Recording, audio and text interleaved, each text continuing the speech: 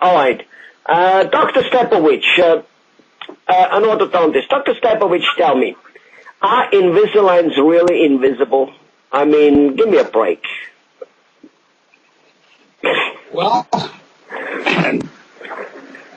they are clear polycarbonate plastic, which is a very rigid plastic. It's used for store windows in most department stores because it doesn't break like glass. And so that's the same plastic we use, called polycarbonate. And it fits over the teeth and gives the teeth a little extra shine. But I have to admit that most people don't know someone's wearing Invisalign aligners. The aligner Invisalign is used for about 2 weeks, and then the teeth move in that 2 weeks, and then they progress to the next aligner and keep, just moving the teeth a little bit with each aligner, and you get the treatment done. However, those aligners, which you change every 2 weeks, and every time they go a little further, they're pre-programmed at the beginning of the treatment, like you or the computer programs them, and then they're all already pre-programmed on how they work, or the patient has to come in every single time and do a new mold, a new impression to make them, or what's the deal there? Well, there are the Invisalign process, which is patented, and they do make all the aligners from the very beginning. You send the case in, and the people at Invisalign put the case on a computer, and you, as the orthodontist, can see what the lab person and the orthodontist in charge of the lab has said what should be done with this treatment. So you can check over on the computer, and you can turn the models of the teeth in all directions and see what is happening. And if you don't agree with that, you can change it. So you can make it, and they send you all the aligners. Sometimes you have 27 changes. Okay? Now, that means that the patient has got to have, at 27 changes, that's 54, that's over a year, that would be, if they wore 2 weeks. I find that I can't get the teeth to all move in 2 weeks so that they can accept the next aligner. So in my practice, they go 3 weeks. Okay. We hope that we can get the complete movement of that aligner so that when you go into the second aligner and the third aligner, that you are not falling behind every time. Something that wasn't done. Patients have to be very, very good to do this, because the treatment is in their hands, not in the orthodontist's hands. And so I have to guide them to do that. And if I notice that when we deliver a new aligner that it's not fitting right, we have to go backwards and go back to the past aligners and get the teeth straightened, because then the treatment doesn't work. And then you have to go into mid-course corrections. And like you said, take impressions again and start over again from that point on. And indeed, there are other companies besides Invisalign today. I'm sure there are. There's Clear Correct, which is probably the closest to Invisalign. And they do not send out all of the aligners at one time. They say that we're going to have a mid-course correction. We're actually going to program that into the program. And so they do a few aligners, and you move the teeth, and then you send in impressions, and you get a new. So what that company is in its infancy, But that whole program that was started by Invisalign is here to stay. I got it. Yeah. Well, you said something about the treatment is in the hand of the patient, basically, since he can take it out.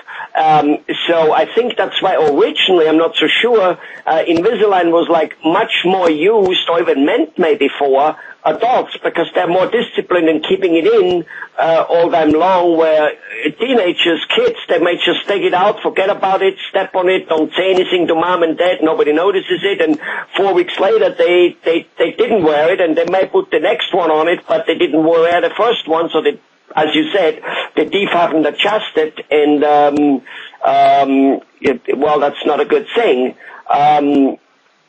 So totally the case. The orthodontist is in control when you have the braces glued to the teeth and you're bending the wires. You're all in control there. In Invisalign, you're not.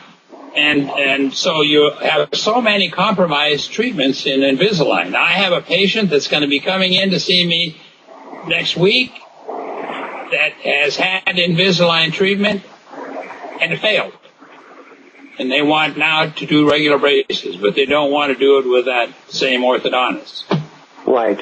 But let me ask you something. It probably, and tell me yes or no, I mean, this is what this is here for, to get to inform the patients out there. It probably failed not because Invisalign is bad, but because Invisalign gives you the chance of not doing it. Just kind of like, my exercise machine at home. It doesn't work. I guarantee you it's a bad product. It doesn't work because it doesn't take me by the hands, puts me on it, and makes me walking. It just stands there. Yeah, that is the dilemma with the aligners. The patient, and there's a novelty effect. In the beginning, the patient is all there for you, and they do it, and they keep their appointments, and they wear their aligners, and they put them back after they eat, and they do wear them 22 hours a day. After a while, that gets taken, and they're only wearing them 18 hours a day, or they forget them or lose them and don't. I got it. So there's so many things that occur there, but with braces on, you can do the nice treatment, and you don't have to worry about that. Right. Let's get back to, let me interrupt you. Let's get back to, like you said, they're supposed to wear 22 hours a day. That 22 hours a day comes from why? Because they need to take it off for dinner, lunch, and anytime they eat? I think some patients have found you can drink anything, you can drink smoothies and you can drink all your meals, Scotch, and you could pasteurize it. You can put it in a blender and eat everything with it. But people don't do that. Of course not. Some people say they can eat pasta with them in. Okay. But there are two pieces of plastic that are in between your teeth. And so your teeth don't come together, and you really can't grip food and bite into chicken or pizza. So you have to take them out. Okay. And it's not a bad thing. It's calculated in it, right? I mean, the 2 or 3 weeks of wearing one set of retainer calculates that in it. And it looks to me it has some advantages.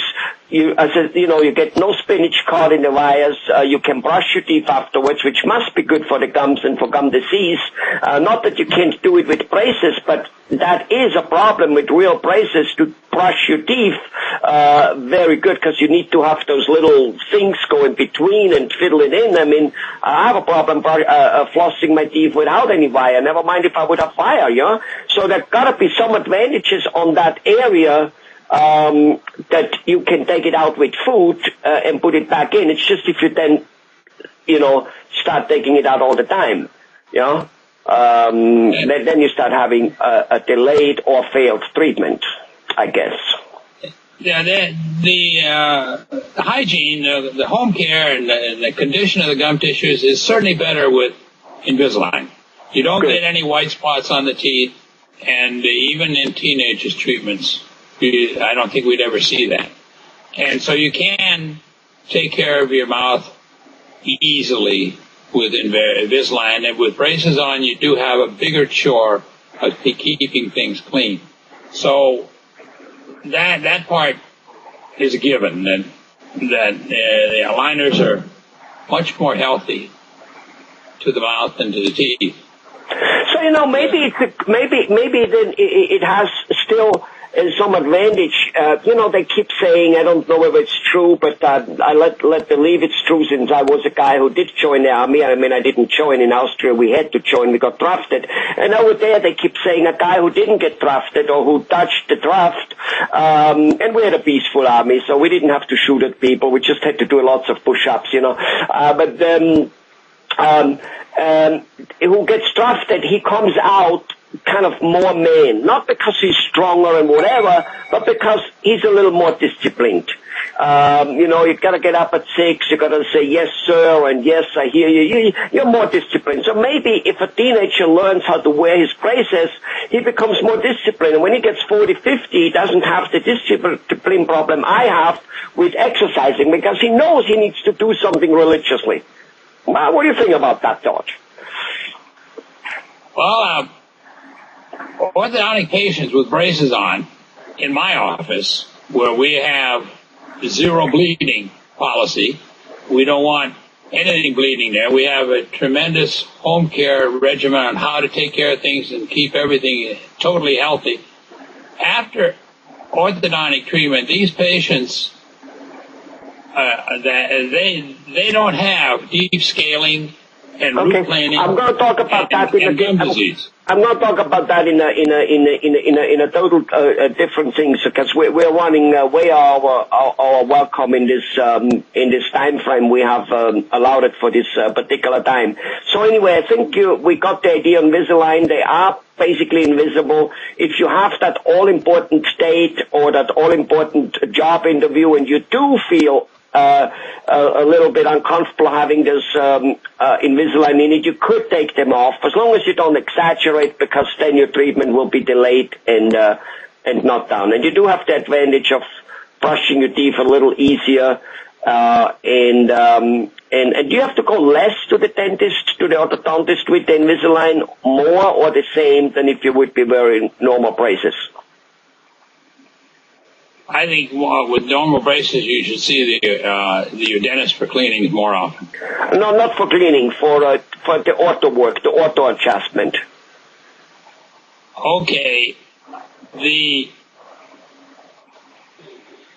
that in the patients that I've treated with Invisalign, my appointments are three weeks apart, and we get finished, and now we're finished with the last aligner, and we say, okay, that's as much as we can do with Invisalign. So during the normal treatment, does the patient has to see you slightly more with Invisalign or slightly more with normal braces, with wire braces, or is it pretty much the same? I think you need to see the patient more with metal braces. Okay. All right. Well, thanks for letting me know. Thanks for letting our people know. See you later for a different topic. Bye, Dr. Stepovich. Enjoyed it.